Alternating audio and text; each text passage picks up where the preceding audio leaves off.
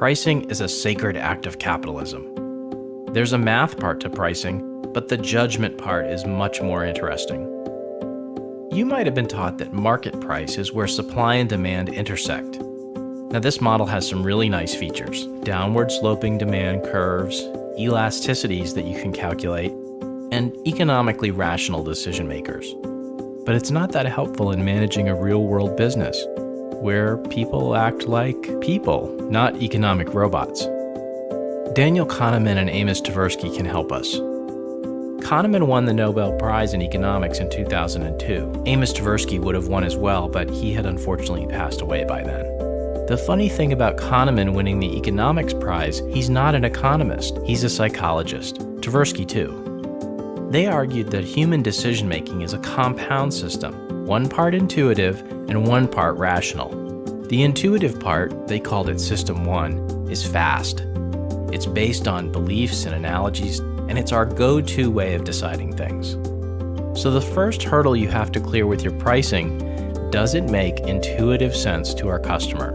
To clear this hurdle, tie your product to your customer's deeply held beliefs. Make analogies to other products familiar to your customer, and do it quickly with as little cognitive friction as possible. Now, System 1 does make mistakes sometimes. System 2 is the rational part that checks up on System 1. It's slower, much more careful, and when you call upon it, it does heavy analytical lifting. System 2 relies on easily accessed, stored analytic techniques. These are simple ones like break-even, return on investment, or maybe a net present value.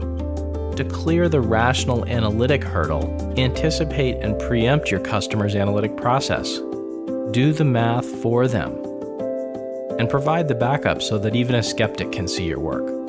Maybe one of the greatest insights of Kahneman and Tversky is this: given an equal-sized gain or loss, the loss hurts much, much more than the gain helps. Loss aversion and the so-called endowment effect drive decision-making in both System 1 and in System 2. So how do we put this all together? Design pricing to appeal to your customer's intuition and deepest held beliefs.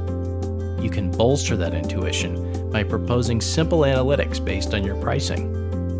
And finally, set a price so that the potential gain is much, much greater than any perceived potential loss. When you set a price, you have to clear all three of these buying hurdles: intuition, analytics, and loss aversion.